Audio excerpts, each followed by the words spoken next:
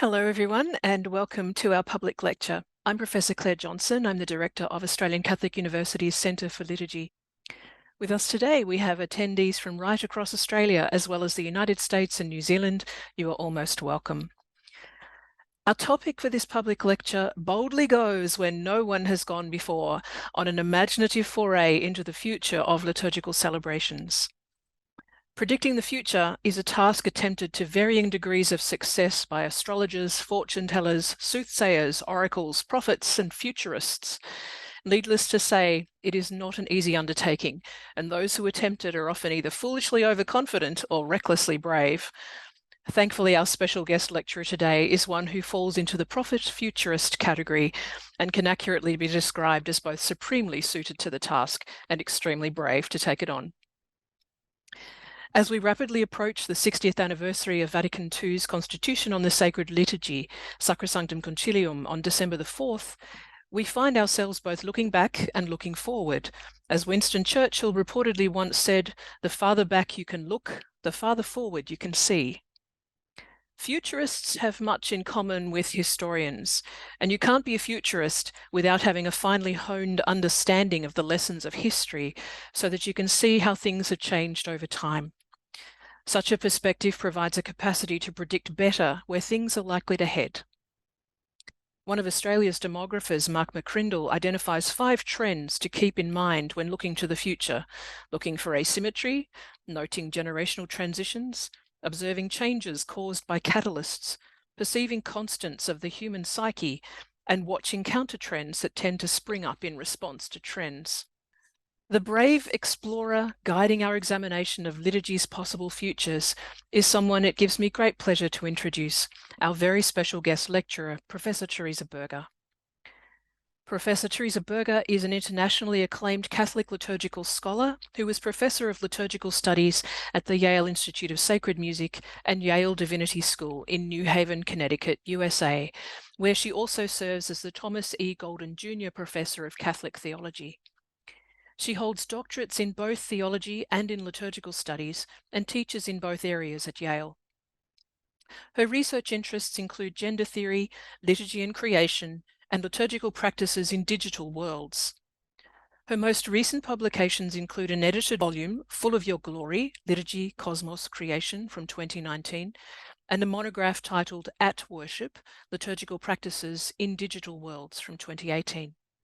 Earlier publications include Gender Differences and the Making of Liturgical History, from 2011, Fragments of Real Presence, 2005, and a video documentary, Worship in Women's Hands, 2007. Professor Berger has also written on the hymns of Charles Wesley and on the liturgical thought of the 19th century Anglo-Catholic revival. She co-edited with Brian Spinks the volume Liturgy's Imagined Pasts, 2016, as well as the collection of essays The Spirit in Worship, Worship in the Spirit, 2009, and she served as editor of the volume of essays titled Liturgy in Migration, From the Upper Room to Cyberspace, 2012. An active Roman Catholic, Professor Berger regularly writes for the liturgy blog Pray Tell. Originally from Germany, she has been a visiting professor at the universities of Mainz, Münster, Berlin, and Uppsala.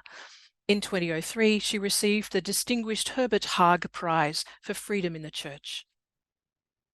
As is obvious with such a resume, Teresa possesses wonderful liturgical scientific skills which she brings to the task of forecasting and analysing potential future liturgical trends, and she will have them on display today as she addresses the topic Liturgy's Imagined Futures Beyond Vatican II's Constitution on the Sacred Liturgy. I invite you all to offer a very warm welcome to Professor Teresa Berger. Thank you all for being here. Thank you, Professor Johnson, for the invitation to present and for the kind introduction. Let me begin with a future that is only a month away, namely the upcoming 60th anniversary of Sacrosanctum Concilium, and then branch out. We will come to the 60th anniversary with a good number of anniversaries of this Vatican II Constitution already behind us. Most importantly, probably the 50th anniversary. since Sacrosanctum Concilium was promulgated. But looking back at the various anniversaries and the ways they were marked, one might ask what the tenor of these anniversaries has been as we journeyed further and further away from the original event. What were the successive key themes? And the key question there is, of course, as articulated by whom? Now, if we put aside the differences in interpretation for a second and look at the dominant narratives alone, I think it is clear that the thread one might quickly detect is from a more celebratory celebration of an early anniversary to more probing remembrances in more recent years. But this thread or this shift has also been accompanied by an increasingly felt need again and again to reintroduce the theological basics of Sacrosanctum Concilium and their importance. For someone like me who almost drank Vatican II with her mother's milk, that can get really boring if every anniversary begins or ends with, and here are the main points of Sacrosanctum Concilium, and here is why they are of fundamental importance. Now, the thread I've glibly identified here was certainly the tenor of the 50th anniversary. It's an interesting anniversary because it was the first one with Pope Francis as Pope. He was elected just some months earlier.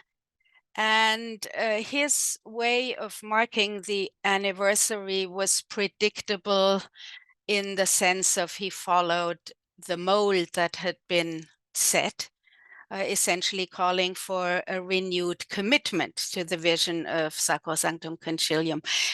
In a month's time, it'll be interesting to see how he positions himself with the 60th anniversary, especially after the document he published in 2022, the Apostolic Letter Desiderio Desideravi, where, yes, he re-emphasized the importance of the theology of liturgy of Vatican II, but also acknowledged and fought back, if only somewhat underground, against some developments in the church in recent decades. Most importantly, for me, as I approach the 60th anniversary of Sacrosanctum Concilium next month, is the simple acknowledgement that the readers of this document today are not what they were and who they were in the 1960s. Probably many amongst you are reading, have read this text with young Catholics. And if you have done that or do that, you will quickly realize that Sacrosanctum Concilium strikes the majority of young Catholics as a really ancient text, dusty, and written in what I sometimes call Vaticanese. It's a particular way of using language.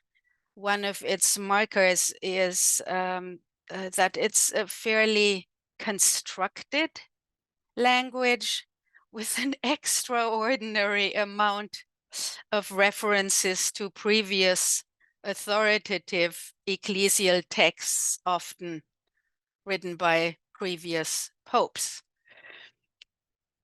So that dustiness that younger Catholics experience when they read Sacrosanctum Concilium remains true even if you read the text in English now in an inclusive translation, which of course didn't exist in the first few years after the council. That's a pretty recent development. Okay, so much for some introductory remarks about the future that is only a few weeks away, and Sacrosanctum Concilium yesterday and today. I want to turn now to what my presentation really is about, namely thinking through possible contours of a future of liturgy. So before I turn to that in earnest, let me say that I will simply assume that the main themes of Sacrosanctum Concilium are familiar. Whether you evaluate them positively or negatively is a side point for me here.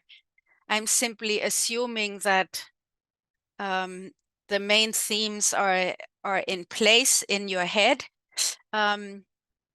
If they are not, here is a quick cheat sheet of four. I mean, one can gather them under 8 or 6 or whatever. I usually gather them under 4 in my own head. First, a grand revisioning of the meaning of the Church's liturgy, so away from a conglomeration of rites, R-I-T-E-S, to the privileged site of encounter with God in our lives. Second, a rediscovery of the liturgical agency of all, the whole people of God, on the journey through time. A snappy catchphrase for that: all celebrate liturgy, one presides. So all are celebrants, one is a presider, sometimes 2, sometimes more. Out of that grows this insistent mantra of the full active and conscious participation of all, and also this emphasis on noble simplicity of rites, use of vernacular languages, richer use of scripture, and so on and so forth. Third, the importance of enculturation, with the Church beginning to take seriously its own embeddedness in a particular culture or particular cultures. And then a grand call for a renewal of liturgical life focused on a revisioning of liturgical books.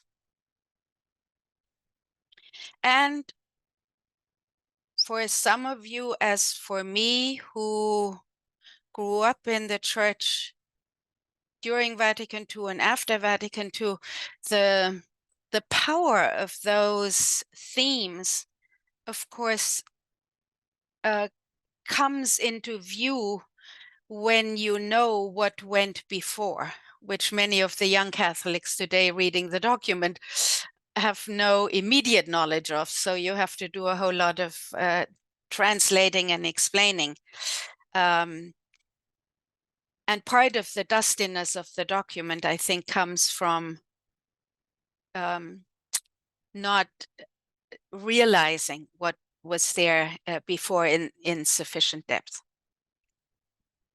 The other point, just to wrap up the sort of quick cheat sheet of Vatican II, is to say that in practical terms, after the Council, the most influential of all the documents from Vatican II was probably Sacrosanctum Concilium, in practical terms.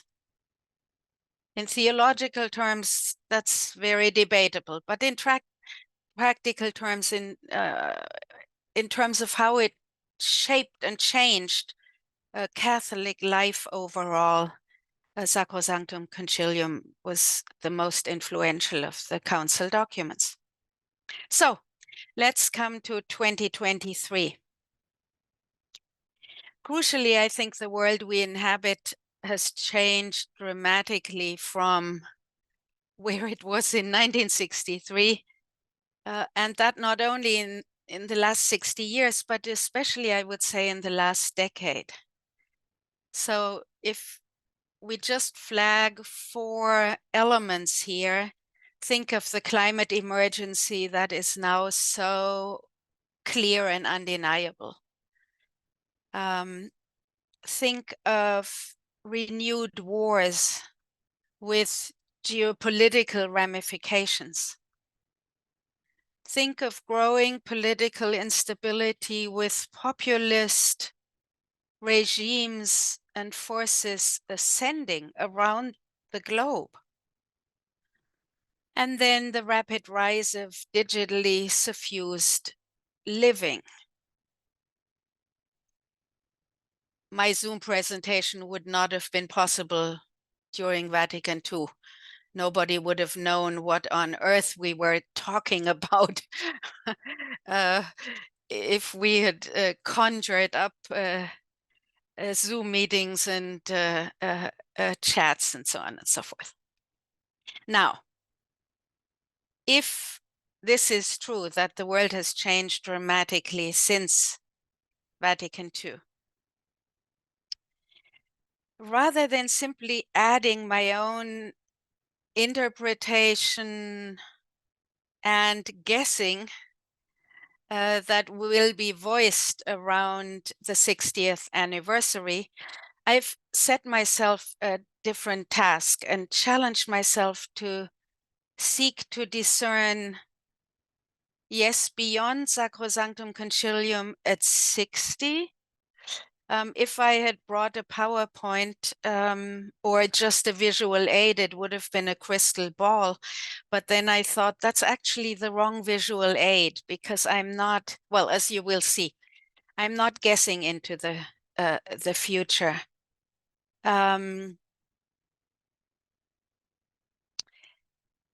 I'm very conscious of the fact that whatever one identifies as fundamental issues of the future of liturgy in the 21st century, whether it's me or someone else, will probably tell you more about me or other speakers than it will tell anybody about the futures of liturgy. So I acknowledge that. But our own situated knowledges is all we ever have. So how could one discern the contours of the future of Catholic liturgy into the 21st century? In order to respond to that question without ending up guessing or using a crystal ball, I've decided on a via negativa approach. So I will ask what liturgy and liturgical life and our sacramental practices of faith will in all likelihood not be in the future, that they were sometimes unquestioningly at Vatican II. And in torturing myself through that task of thinking, what will liturgy definitely not be like in the 21st century, that people at Vatican II, to some degree, simply assumed? I've identified a set of features to highlight. And I have come up with 2 different sets of these features. The first set is a set of features that, to me at least, seem rather obvious, that anybody putting on a thinking hat might come up with. And 4 that might not be so obvious, but to which I'm deeply committed as holding truth. So let's get the 4 that might be obvious out of the way to begin with. First, the future of liturgy into the 21st century will not be dominated by attention to the North Atlantic world and its liturgical concerns, liturgical theorizing, liturgical programs. Another way of putting that is to say that the center of ecclesial gravity has clearly shifted from Europe or the North Atlantic world to the majority world. I'm assuming here that one doesn't need to document this shift, and statistics, to me at least, are infinitely boring. So I'll spare you the run through statistics, but the numbers are quite clear that Europe and North America, and these were the long-time spiritual and intellectual and financial and population pillars of Roman Catholicism, are shrinking in importance. And so I think it's safe to guess that the West's concerns will not automatically dominate ecclesial life in a global context. We saw the beginnings of that at Vatican II. Karl Rahner famously said that it's the first time the Church has experienced itself visibly as a world church. But the latest ecclesial numbers speak a much clearer language than they did in 1963. So around the globe, Roman Catholicism continues to grow. It's at 1.36 billion Catholics now. It's declining in Europe. In North America, there is a slight increase still, but it's not amongst the Anglo-Catholics. They are declining too. So that change in gravity, of course, is not an ecclesial phenomenon only. The fastest growing continent, not ecclesially, but humanly, is Africa, and it has the youngest population of any continent. So by 2050, 1 in 4 human beings on the planet will in fact be African. It's no coincidence that we now have a first pope from the global south and one whose mother tongue is Spanish rather than Italian or German or some other dominant languages you can imagine. So in conjunction with that first feature, there is a second one that flows immediately from that, and it's that the authoritative ecclesial voices have become more diverse. Beyond the dominantly white, male, educated, priestly elite alone.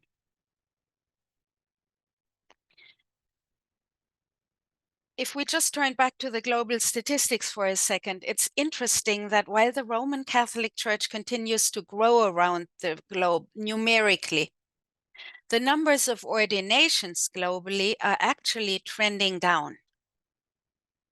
Although there are, of course, regional growth areas, Africa is an example again. But overall, what those numbers say to me is that the Catholic laity is growing, while the priestly side of things is shrinking. That is startling for a scholar of liturgy, because Catholic liturgical life is to this day seen as dependent in many ways on the presence of a priest. And oddly enough, that view or that reality has been hypermarked after Vatican II because of a trend that and I didn't coin that word, I don't know who did, it's a very apt descriptor because of what we have experienced as Eucharistitis. In other words, everything has become so hyper-focused on Sunday Mass. And that's when you see people, and enough of that. But then, of course, the emphasis on needing a priestly presider for that is heightened.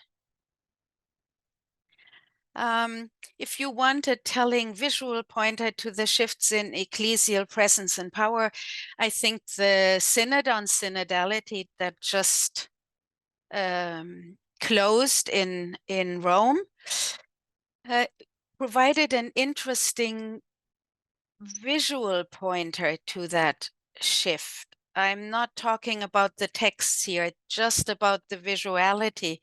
Think of the round tables and young and old and women and men chatting at their small tables. If you compare that with the images of Vatican II, it's a quite different visual world.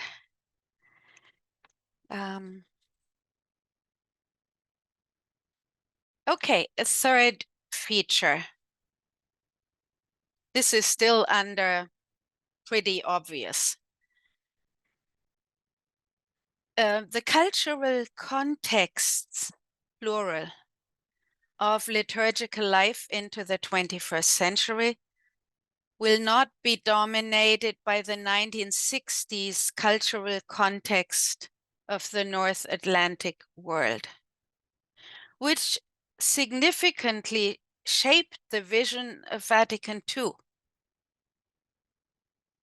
If you think about Gaudium et Spes, for example, and its engagement with atheism and Marxism, that's a peculiar moment in time, and the scepter of atheism is not exactly what gained ascendancy in the last decades. We, at least in my own context, I'm teaching in the Eastern United States, but I'm a diasporic European. So my soul hovers somewhere in the North Atlantic between these two continents. We are faced with a cultural re-enchantment, while other cultures around the globe were never disenchanted to begin with. Namely, a recognition of the cultural, what Graham Ward has called the cultural implosion of the secular, and an acknowledgement of our time as something akin to post-secular. So, for example, we here, I'm assuming it's similar in at least parts of Australia, we've seen a flowering of diffuse spiritualities, often nature-attuned, often very intense, but not institutionally anchored, and often fed through imagined pasts of various tribes, be it pagan, be it Celtic, be it Wiccan, you name it, as long as it's not Christian, it's attractive. This is important liturgically, I think, because worship, Christian worship, Catholic liturgy is always co-constituted and shaped by and inflected and interrupted by larger cultural forces. It's inescapable.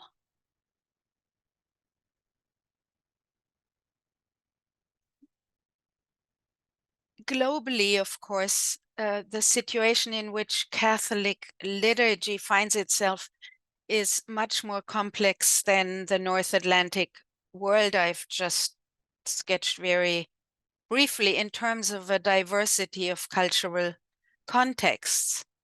The Catholic Church could be in a minority ritual faith tradition in one context.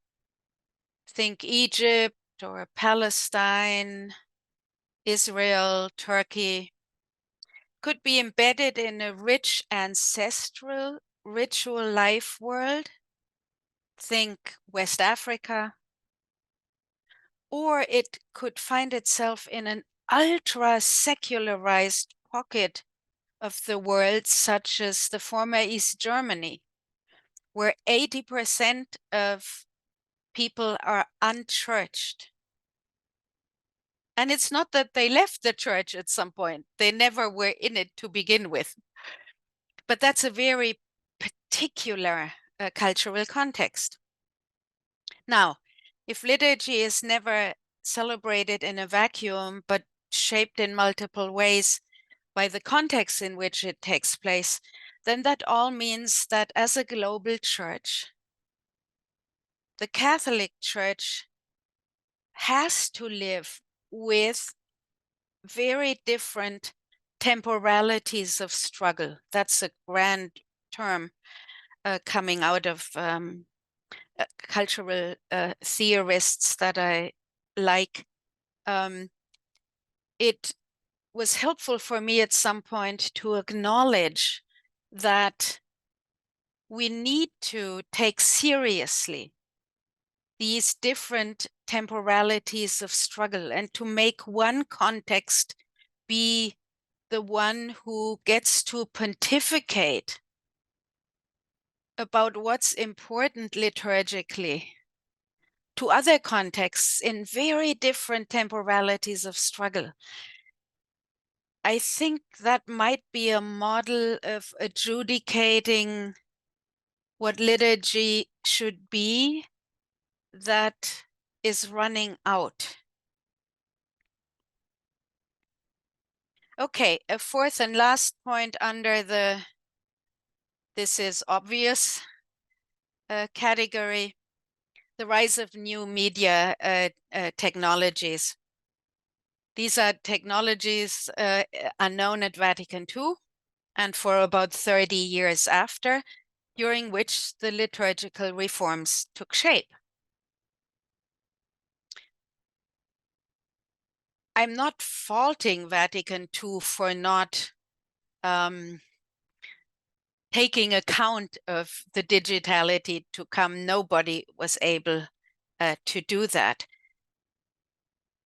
What the challenge is today is to take seriously forms of digitally suffused living that shape devotional and liturgical practices in profound ways, and to realize that pre-digital categories, liturgical categories, are not always capable of providing answers to liturgical questions in digitally suffused environments.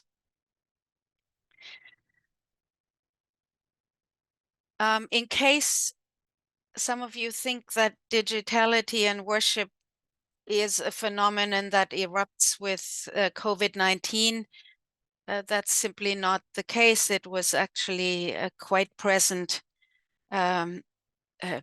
years before COVID-19, but COVID-19 made it impossible to avoid the subject. So we actually now, many of us know some forms of digitally mediated liturgical practices.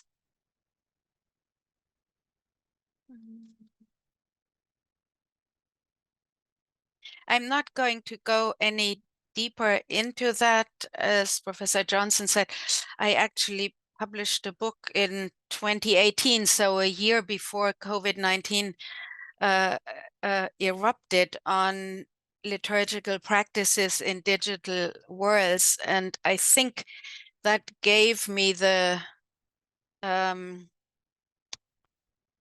what's the word? The image of being a prophet, because I had written a book on digital mediation and liturgy a year before everybody was forced to confront that. I knew nothing of COVID. I don't have that kind of ability to look into the future, but it really didn't take any particular gift to realize, even in 2016 and 17 and 18, that digital mediation was going to increase and we needed to confront issues related to that. So, okay, that's the list of the obvious. Let's narrow in on the not so obvious. And by not so obvious, I actually don't mean that people wouldn't have thought about that unless I had come along and spelled it out, but that these are controversial points where people will not agree with my analysis, and that's fine. I am fully prepared to be proven very wrong at the 100th anniversary of Sacrosanctum Concilium in 40 years, and it won't take any jewels out of my crown, non-existent crown, if that happens. So here we go. The first, I think we will reconceive and have to reconceive the meaning of liturgy in the Catholic Church, or more broadly, what counts as liturgical practices. Vatican II solidified a bifurcation that had been brewing probably since early modernity, if one wants to pursue it back, but is inimical to the richness of the tradition before then. So the bifurcation is between what Vatican II celebrates as Catholic liturgy, or just liturgy on the one hand, and on the other hand, what is called in Latin pia exercitia, or gets translated as popular devotions or something like that. To just quote one key sentence from Sacrosanctum Concilium, it's in paragraph 13. It talks about these popular devotions, and yes, they are nice, but, quote, the liturgy by its very nature is far superior to any of them. That elevation of liturgy, which comes to mean a narrowly understood set of officially authorized, tightly scripted, text-based choreographies of major rites, has been deeply, I want to say destructive, but that's a very strong word, inimical, let's say, to the richness of the tradition, but also especially after the council, destructive of a rich life, a faith life of ordinary Catholics. Certainly in the context that I inhabit, devotional practices that were a part of my parish pre-Vatican II, within a very short time simply died off. Think processions, Corpus Christi processions, think domestic devotions, think rogation days, communal celebrations of the Rosary in May or in October. Often these were practices that didn't need a priest. Often they were in the hands of women, often with a rich materiality flourishing around it. Fast forward to today, in my context, Catholics are proud if they make it to Mass on Sunday. Churches are getting emptier and emptier, and that's it. Except for some very traditional pockets in my context. So I think we will need to think about liturgical practices more broadly than the liturgy that is so superior to domestic devotions and faith practices of ordinary Catholics. I don't know how to resurrect that. I had to retrain myself to live with these devotions. I see some younger Catholics who grew up without knowing any of this stuff suddenly getting very interested. Some students here clamoring for Eucharistic adoration. The Way of the Cross, Rosary. It's quite interesting to me. Okay, so that's the first thing I think we need to, and maybe that's just a message to the Vatican rather than to anybody listening to this. I'm assuming nobody from the Vatican is listening in. But to say we need to undo this bifurcation. It doesn't serve the faith of the people well. Second, I think we need to unprivilege the clear, sober, lean, disenchanted liturgical program of the 1960s. Out of that is Vatican II and the immediate reforms. That program was wedded to a peculiar moment in time, sometimes referred to as the Second Enlightenment. The world today is not disenchanted, and what the Council Fathers championed as clearer rights, noble simplicity, smacks of a 1960s disenchanted liturgical program. I grew up in a parish that built, because it was a diaspora Catholic community, built its first church we met in a shed until 1961 or 2. The church was consecrated during Vatican II. It was a newly built sanctuary in brutalist architecture. When I grew up, the church was full. And the brutalist, I don't know whether any of you is familiar with brutalist architecture. It's brutal. So the brutalist interior of this church was starkly empty. There was nothing much to see. I returned to that church recently, and it was a big church. That church now is basically empty, except for a few faithful.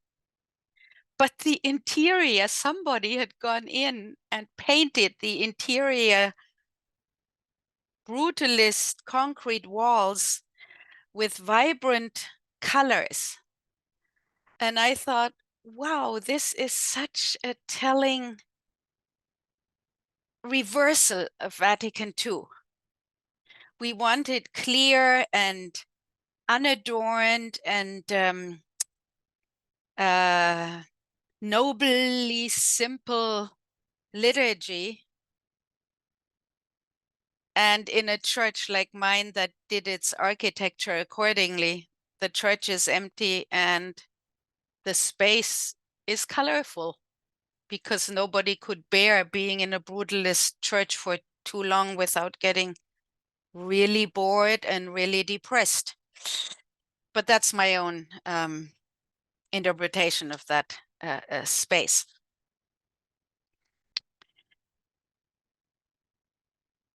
Again, I think there are cultures that never quite went the disenchanted, nobly simple, lean, liturgical way. They probably are better suited in the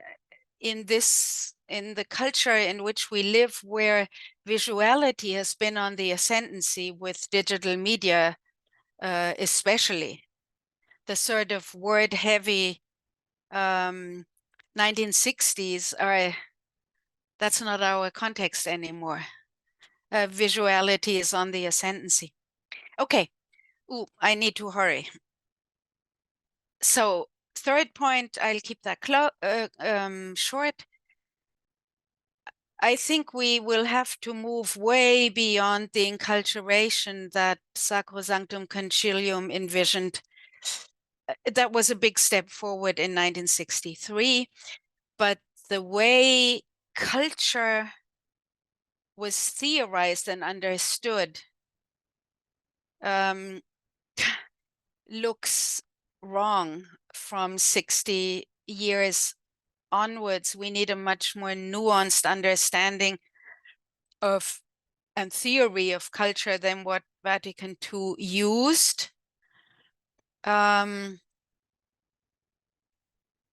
I'll just say that half sentence. It used a modern understanding of what culture is as clearly bounded, unified within itself, and contemporary theories of culture have undone that notion. And we've seen some damages done with the post-conciliar understanding of what is enculturation in some regions.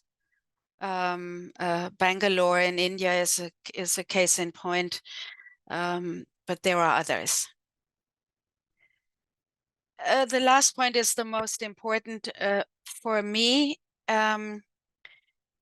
Vatican II and the liturgical movement as a whole simply assumed unquestioningly that liturgy is, and this was a catchphrase after Vatican II, in terms of a theology of liturgy, it's a dialogue between human beings and God. A dialogue between human beings and God.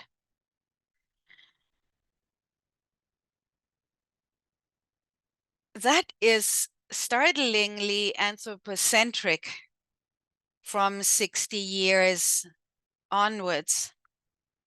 And I'm thinking here not only of the planetary ecological emergency we are living in and the realization that everything is connected, but also turns in research and scholarly disciplines about other living beings as far more sentient creatures than we ever thought. For example, human earthlings have begun to learn about forests as sentient beings, with trees now increasingly recognized as interacting creatures that live in community and nourish and support and protect each other. And rethinking the broader communion of creatures, of course, has can have vast implications for how we think about worship. Now, granted that most of us will acknowledge that Catholic liturgy is not only a dialogue between human beings and God, but that there are angels and archangels, maybe demons, saints who have gone before, and so on and so forth, who worship with us. But what if we acknowledge that worship is something everything created offers to God, and if we embed human earthlings within that larger worship of all creation? I could say a whole lot more about that, but let me just quote a text from our current missal, Eucharistic Prayer 3, that was actually a creation of the post-Vatican II liturgical reforms. After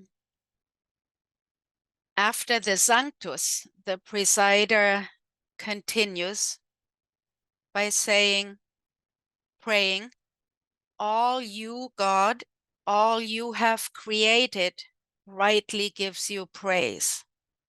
All you have created rightly gives you praise. Here is a notion of worship as an all-encompassing planetary activity, something that all creation as a natural response to being created offers. And of course, Pope Francis's Laudato Si sounds that same theme if one digs deeply into it. He talks about a sublime communion among all created realities, not only humans, and has some very moving sentences in the encyclical about Sister Earth and how a loss of species should make us feel, human beings feel as if we have been maimed because we have diminished the cosmic choir. And of course, it's human anthropogenic climate change that has gotten us into this planetary emergency. So, usually when people identify things that aren't things that they see as problematic issues, you then get a kind of call to action, particular strategies to embrace. So the ritual would be you name or identify a crisis, and then a variety of strategies flow from that. For example, we need to green our congregations. We need to practice elasticity in how we conceive of gender. We must strengthen our youth work and make it more compelling. We need to engage digital media much more smartly. We need a stronger missionary impulse. And yes, we do, but that's not where I want to go. I'm not putting down any of this. I simply try to shed a light on the routines.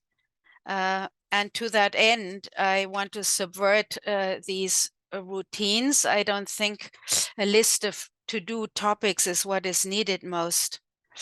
A friend of mine said to me a while ago, whenever someone sets out to fix or rescue the church, I smell a need for drama. And this, to be blunt, it never works. Our job is to be faithful. That's it. We already have a Messiah. So how can I conclude this presentation instead? I thought I'll offer some thoughts on liturgy and horizons of hope.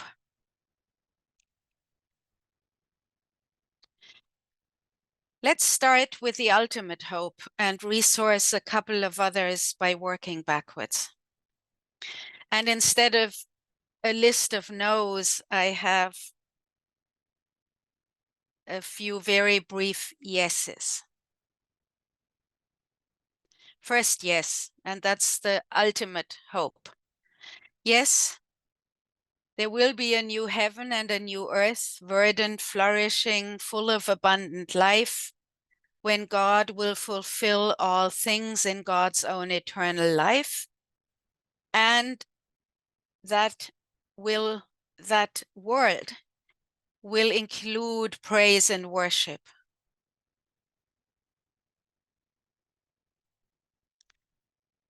So moving from that ultimate hope a bit closer down to earth.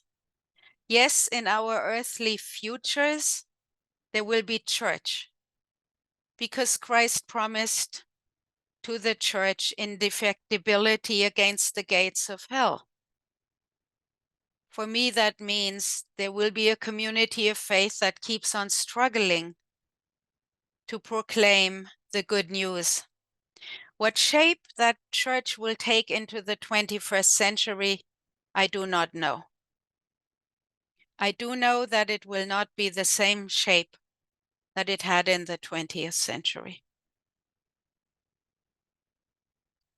And third and last, yes, there will be liturgies in our earthly future, in the sense of a privileged communal space of encounter with the divine under material, sacramental signs and symbols.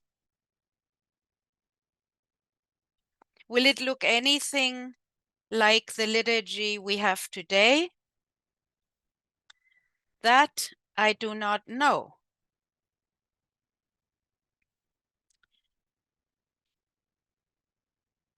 So much for guessing into the future. I think it's well nigh impossible to do, because the movement of the Spirit is the ultimate variable in all of this. And mapping the movement of the Spirit is beyond not only human capacities, but also beyond the knowledge protocols of an academic presentation. So the scholar in me comes to her boundaries here, especially if she continues to think a God-sustained universe. After all, what kind of knowing counts when we ponder the future that the Spirit might call us into? Thank you for your attention. Thank you so much, Teresa, for such a fascinating exploration of possible liturgical futures in that very fine lecture. We're most grateful. You have fired our imaginations and bravely but prudently ventured into the potential liturgical futures that await us. The via negativa was an excellent way, I think, to engage with this topic, and noting the obvious and the not so obvious points has given us a great deal to think about. It is my pleasure now to introduce a special guest respondent who will offer some thoughts on what Teresa has presented, as well as some views of his own. Professor Gerard Moore is principal of BBI Tate, an online tertiary institution, and is a widely published liturgical scholar. His role at BBI Tate follows on from extended periods in the School of Theology at Charles Sturt University, where he was head of school, and before that as lecturer and director of research within the Sydney College of Divinity. Gerard has been involved in a range of national and international liturgical bodies, including the International Commission on English in the Liturgy, the Australian Consultation on Liturgy, the National Liturgical Commission, and the Australian Catholic Social Justice Council. His most recent publications include The Disciples at the Lord's Table, Prayers over Bread and Cup Across 150 Years of Christian Church, Width and Stock from 2015, and revised edition of his study of the Collects of the Missal, The Collects for Ordinary Time, a study in the Roman Missal from St. Michael's Abbey Press, 2021. Gerard, I invite you to unmute your microphone and share your response with us. Thanks, Claire, and I think that's unmuted. That's working. Teresa, thank you for that wonderful presentation, and it's wonderful to have you zooming into us and to see you as well as to be able to read your work. So I'm very slightly chuffed to be able to respond to it. I can't guarantee that anything I say that reflects an Australian point of view will be agreed to by anyone else on this set of faces here, and many people will happily to disagree with me at many stages. So that's all right. Let me try to just make probably about 4 points, and we'll see if that takes up by 5 to 7 minutes. Somewhere early on in your talk, you spoke about your mid-Atlantic soul, which was a line that I picked up. Probably wasn't one that you were expecting.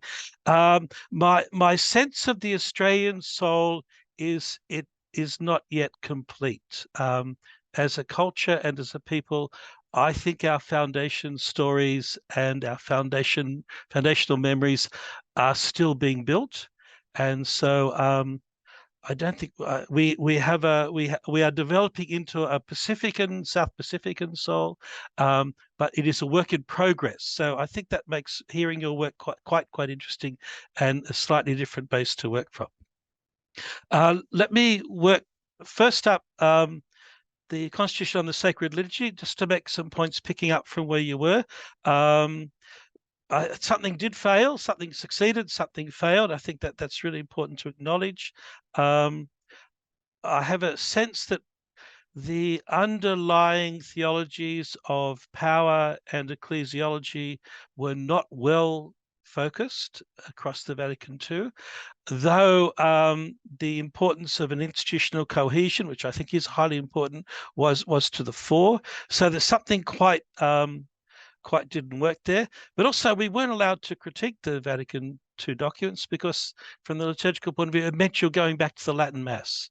So you simply had to be on side and to push. So our talks at the 40th anniversary of Vatican II are different now from our talks at the 60th anniversary of Vatican II. So I think there's something going on there.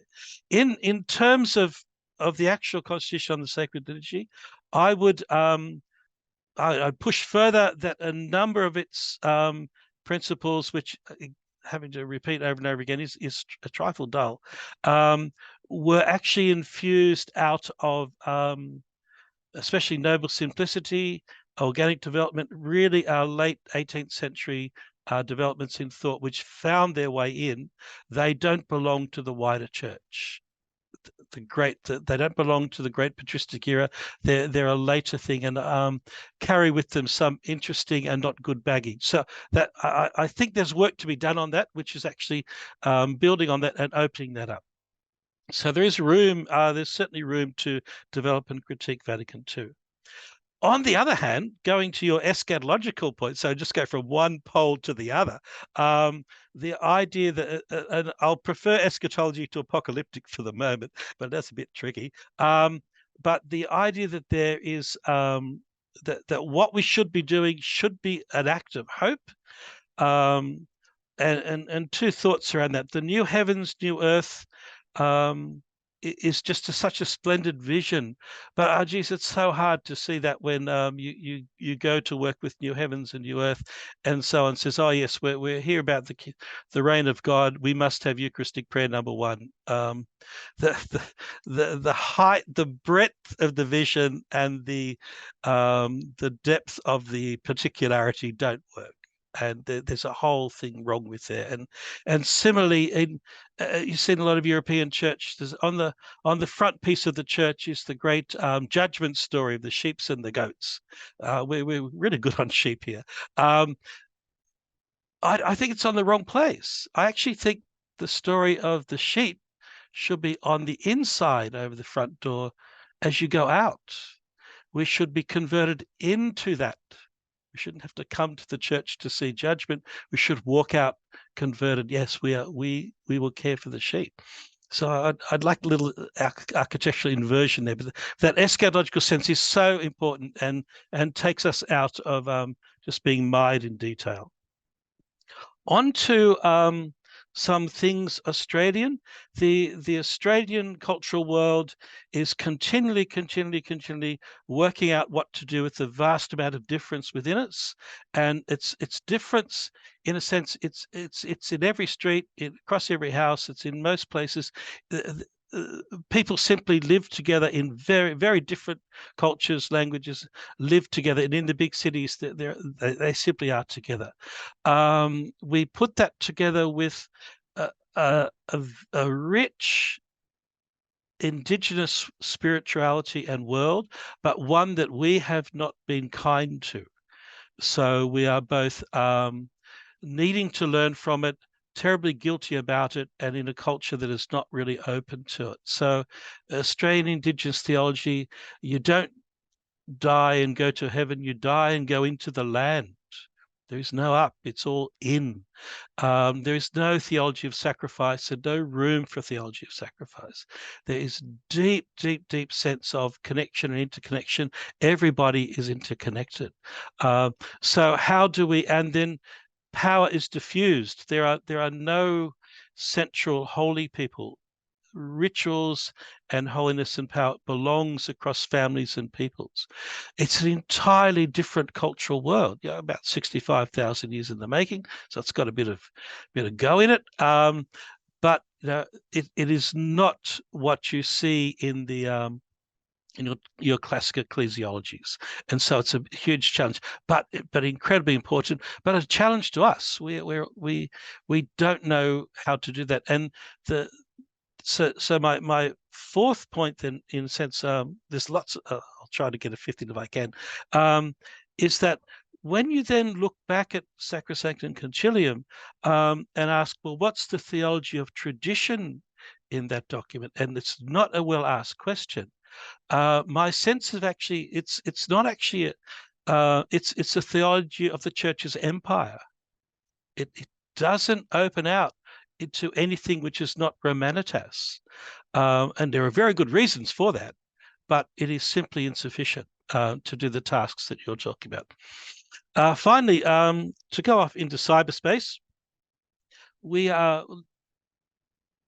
the one of the people we have that we teach our students about is Agnes Brazal from the Philippines, who is a theologian who writes a lot about cyber human beings and faith.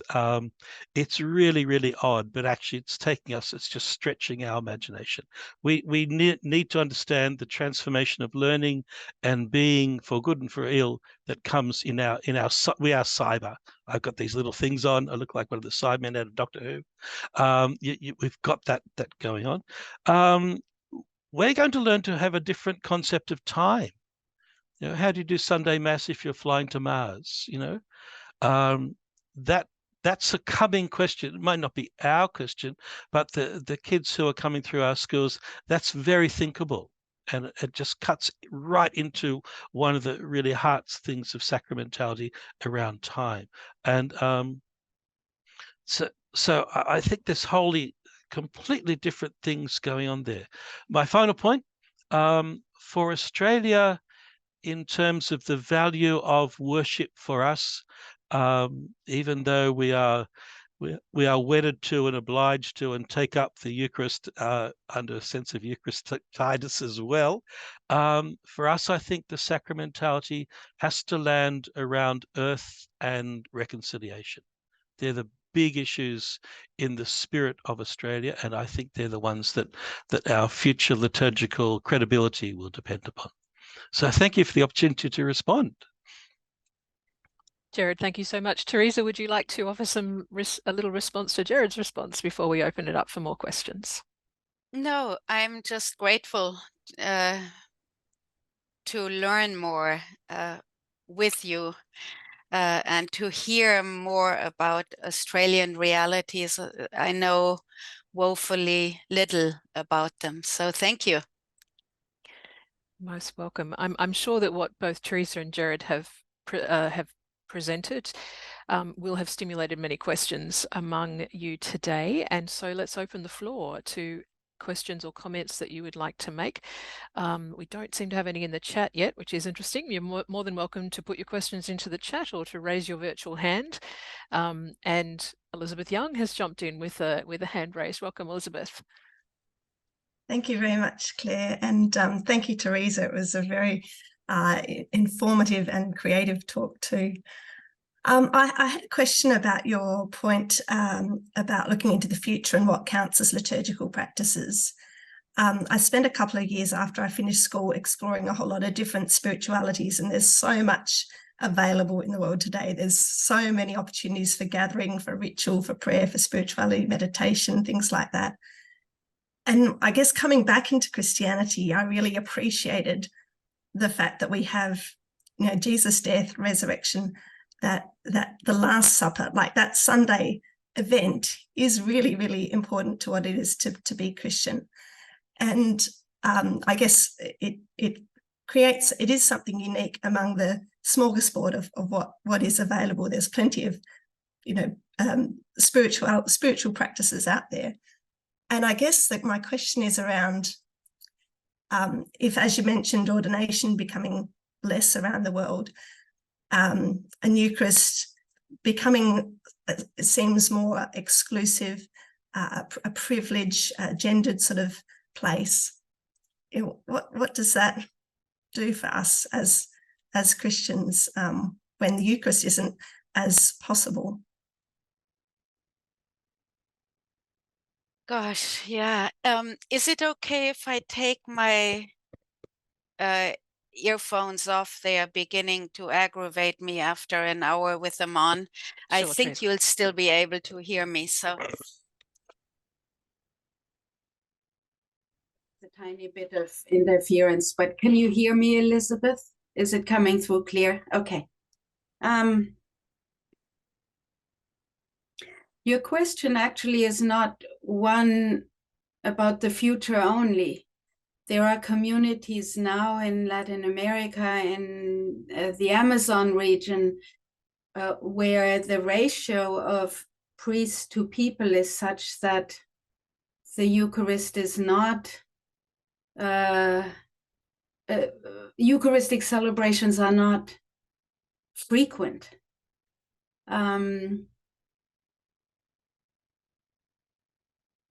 Two things seem obvious. One is that one could open up, one could rethink access to ordination. When I dream of access to ordination where nobody sweats over any kind of gender anymore, where that's just, nobody ever checks the size of an earlobe when it comes to ordination, right? I mean, could the future be such that gender just isn't interesting? There are other criteria when we think through ordination. The other thing, and it's close to my heart, you probably noticed that from the presentation, I think we need to give back to Catholic laity a sense of Catholic liturgy happening in the everyday. I sometimes encounter people who rave about,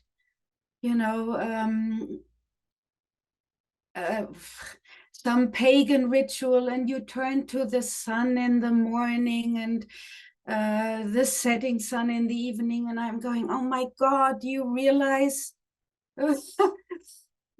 what is there in Catholic liturgy in terms of marking the rising sun and the setting sun? And it's just, so part of me wants to say, yes, the Eucharist is key in my faith, and I'm glad you've reconnected to that, Elizabeth.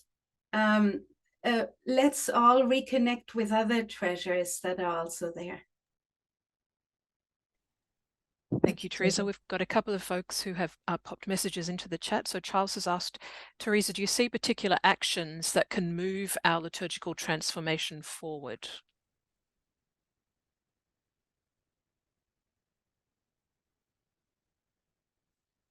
The question is on which level? I mean, all of us can begin with our own spiritual lives. And so that's one thing. And then there are the different levels until you get to Rome. I have no idea how to move anything in Rome. The last time I tried, I was a total failure. So, yeah, it depends on the levels where one wants to move things. Fantastic. Another question there from Patrick. Thank you, Teresa. Devotion's not as important as liturgies, it would seem, because liturgies are by definition public celebrations where devotions are personal. What are your thoughts? That construction of what constitutes the public versus the private is an ever-changing concept.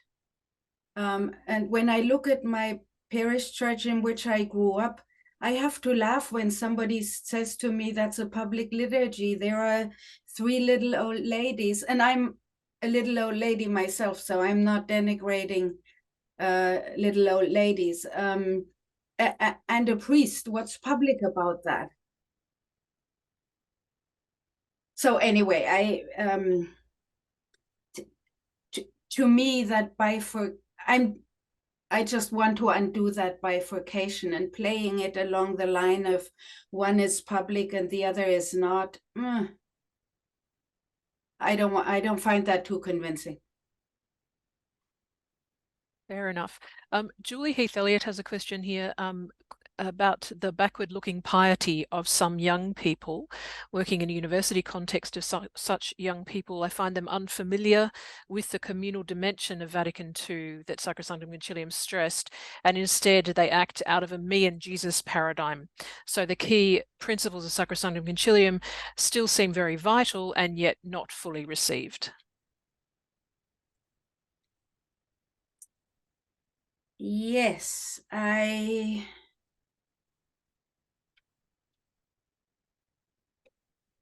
hear that again and again, the same analysis.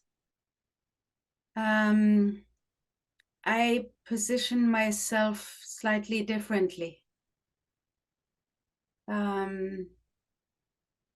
I'm all for me and Jesus and community too. But young people with their very different socialities from the ones we have, over communalized almost. Is that an English word? Maybe not. To celebrate divine presence is key in my life, and I center my life in that. I would not immediately want to pull out Vatican II and say, oh, but Vatican II was all about community. Don't you know that? But that's my own position. Going for a both and rather than an either or, perhaps. Yeah. Yep. Do we have other questions or comments that people would like to offer? You can raise your hand or put something in the chat.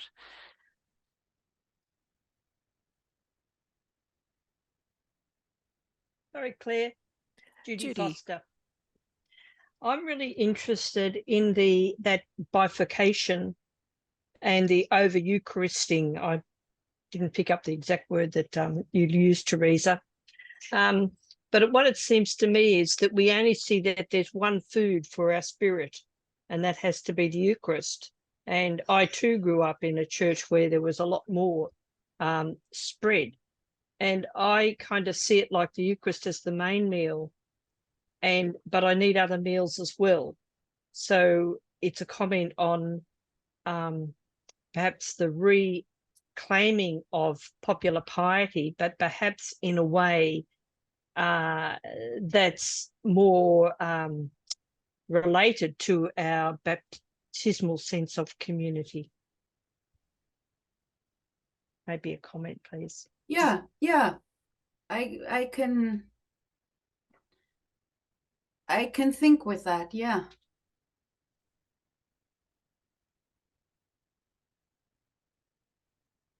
Thank you, Teresa. Thank you, Judy.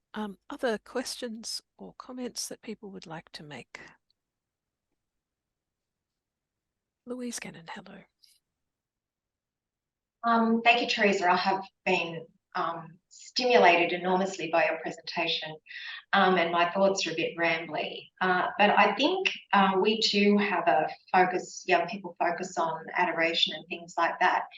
But I partly think, well, why wouldn't they? Because as you've said so clearly, we focus all our attention and our practice on Eucharist. They don't know anything else.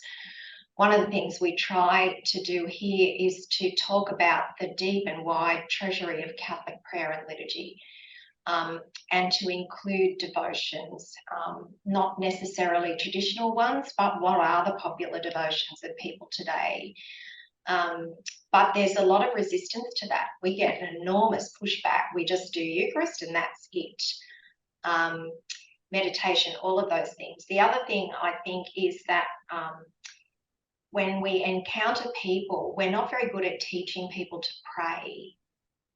We just shove them into Eucharist, which my experience is not that it's a communal activity. Usually, even when I'm sitting in our cathedral and the church is full, it's primarily a lot of private devotion going on. It's not public worship, because we haven't taught people to pray. And I have a little bit of hope for what we might do here to think about the fact that Pope Francis has declared next year as a year of prayer.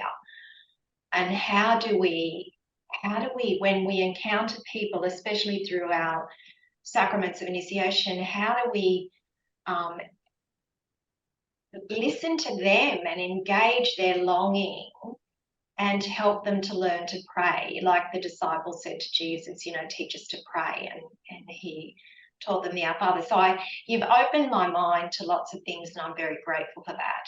So thank you. And that's just a ramble. It's not really a question. Thank you. I appreciate your insights.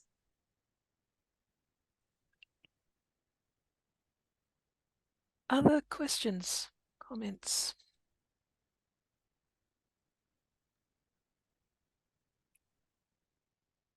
I've got a question, Claire. Fiona, go ahead. Teresa, thank you for your presentation. It's really a question I think we're all asking, what's liturgy going to look like going forward? But I was thinking about music especially, and some of the imagery that we've had in our music. We've just had All Saints' Day, of course, and we had to be very selective about which verses we were going to sing for all the saints, because a lot of them have very, very militaristic kind of verses. So we sang verses 1, 4 and 8, which was about communion and coming together.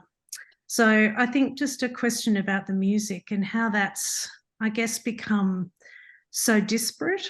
There used to be a few things that we all sang and that was very unifying, but what are your thoughts about music? Oh, I have a million, and that's exactly the problem. In my experience here, music is a very vibrant space of liturgical creativity. So when I think about creation-attuned liturgical practices, the newer hymnals are at the forefront of that. They sounded that theme a while ago, not always in the ways I think are most productive. I'm not sure that singing about melting ice caps is the best way to go about this.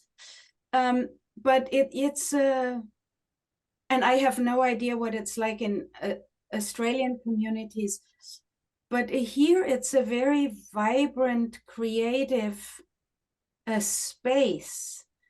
There's been a large push in communities I worship with, to globalize the musical repertoire.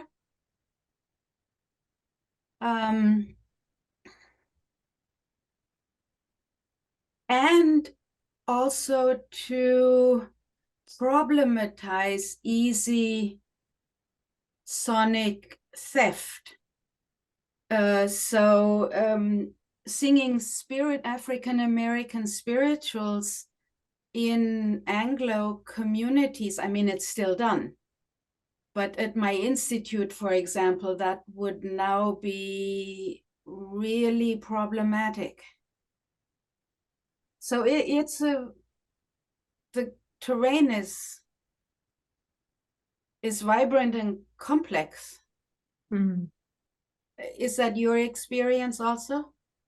It's interesting here. I think in Australia we sing lots of different things in different places, and the Irish church, of course, was very strong. And some of those Irish tunes, like "I Breathe on Me," "Breath of God," like some of those are universal, I still think. Some of them more traditional and well known. I think there are some beautiful hymns, like "All Creatures of Our God and King" has had a real resurgence because of Laudato Si. So I think there is an attempt to make it more speaking, like choosing things intentionally to make it speak to what we do. I think Tony Alonso does some of the best new hymn I've heard that's very responsive. From "The Many Make Us One," I think is beautiful, and also "Touch the Earth Lightly." Yeah, that's a beautiful one. Yeah. An additional problem is that some of the really good newer hymns were written by someone, it has turned out, who was a serial abuser. So although the hymns are fabulous, we can't sing them anymore. Well, some communities sing them because they don't know or don't want to know, but you know, once you know. So it's gee. We have to be sensitive to those. Sure. Sure. Who have suffered. Thanks, Fiona. We've got one more question here in the chat from Jim. Teresa, he says the season of creation is an effort to move beyond the anthropocentrism of the liturgy. Do you think this might evolve into a more inclusive response to the oneness of creation and the many sentient beings on our planet? Oh yeah, it's already doing that. I was writing with the executive director of the Laudato Si movement. That's the Catholic eco movement located in Rome, and they have a host of liturgical initiatives they are pushing. And somehow they have the ears of some people in the Vatican. So, you know, more power to them. Teresa, it's been an absolute privilege to have you. We are thoroughly thrilled with what you've offered us today, and plenty of food for thought. Thank you very much. With that, I wish you all the very best, and I hope to see you for our next public lecture. Thank you all very much. Bye for now.